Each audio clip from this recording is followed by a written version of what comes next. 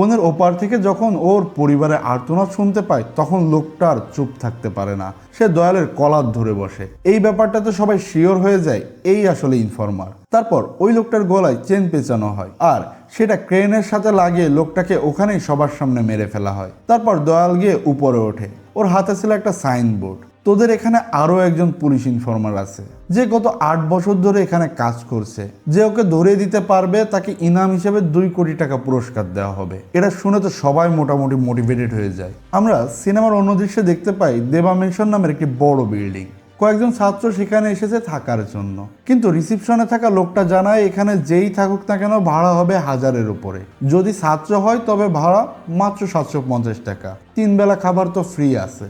এটা শুনে তো হতবাক হয়ে যায় ছাত্ররা, এত সস্তায় কোনো জায়গা আছে নাকি। তবে সেই রিসিপশনে জানায় সবই ঠিক আছে, কিন্তু কিছু রুলস মেনে চলতে হবে তাদেরকে যদি তারা সেখানে থাকতে চায়। এখানে কোনো মেয়ে আনা যাবে না, মদ সিগারেট বা নেশা জাতীয় কোনো খাবার খাওয়া যাবে না। এগুলো শুনে ছাত্ররা প্রথমে একটু কেমন কেমন করলেও অনেক কম টাকায় পেয়ে যায়, তারা বুক করে নেয়।